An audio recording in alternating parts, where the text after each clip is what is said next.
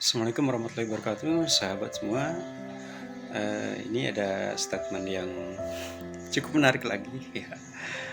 Eh, Dia menulis berbangsa dan bernegara, undang-undangnya ikuti sesuai dengan di negara mana kita tinggal. Harus dibedakan aturan dalam beragama dan aturan bernegara. Sahabat, ini adalah sebuah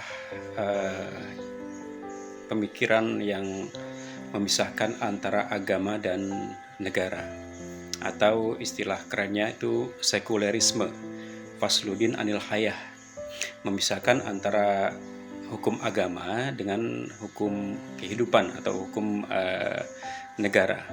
Dengan bahasa yang lebih simpel, hukum agama itu tidak boleh untuk mengatur sistem kehidupan manusia.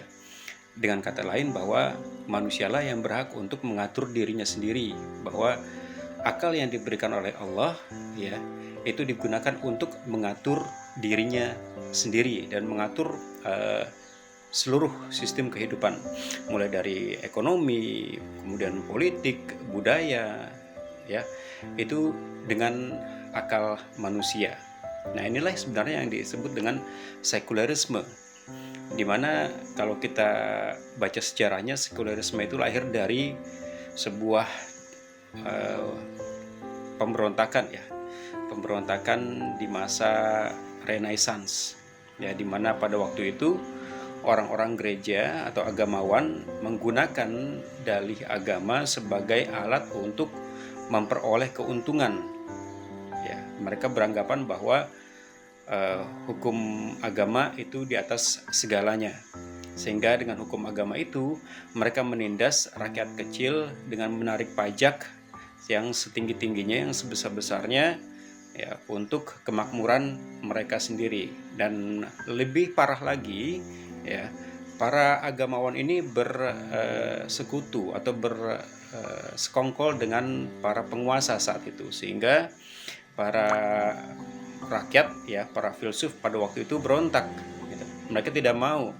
Akhirnya mereka mulai melakukan sebuah revolusi yang kita kenal dengan revolusi Perancis pada waktu itu, atau era Renaissance ya.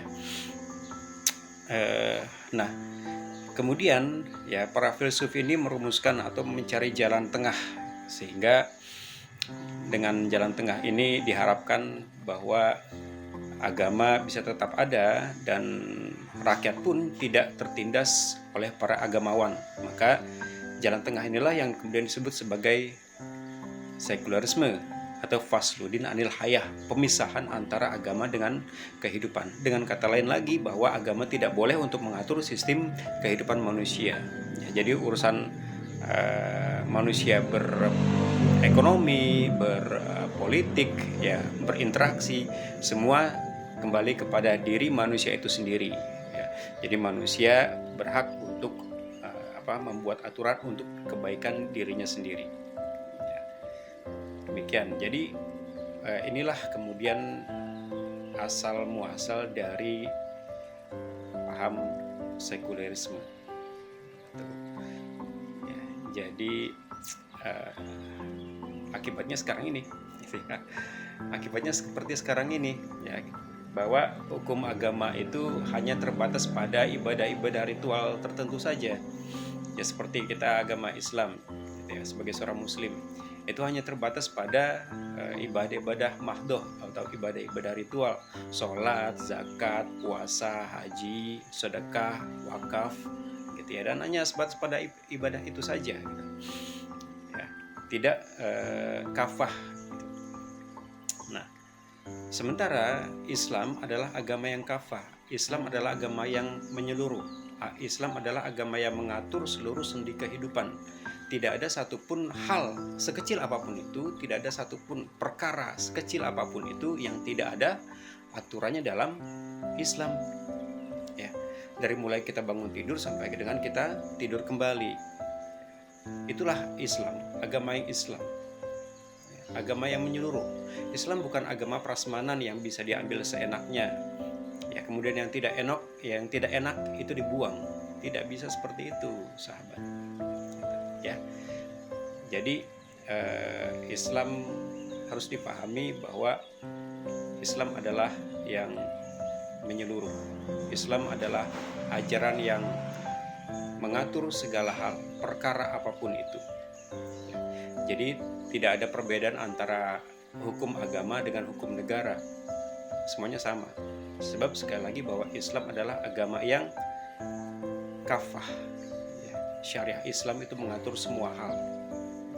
Dari mulai kita ibadah, kemudian kita berkelompok, berjamaah, sampai mengatur bagaimana kita harus bernegara. Ya, seperti itu. Itu pun sudah dicontohkan oleh baginda Nabi Rasulullah Muhammad SAW dan para sahabat yang kita kenal dengan para khulafaur rasyidin. Kemudian dilanjutkan dengan Bani Umayyah, kemudian dilanjutkan lagi oleh Bani Abbasiyah hingga terakhir ke Sultanan Utsmani dengan khalifatnya yang terakhir Sultan Abdul Hamid II. Ya, jadi sahabatku, saudaraku, ya, janganlah kita memisahkan antara agama dengan negara, antara agama Islam ini dengan kehidupan. Ya, sebab sekali lagi bahwa Islam bukanlah agama yang hanya mengatur perkara-perkara individu saja, perkara-perkara ibadah saja, ya, tapi Islam juga mengatur seluruh aspek kehidupan. Demikian, semoga bermanfaat. Assalamualaikum warahmatullahi wabarakatuh.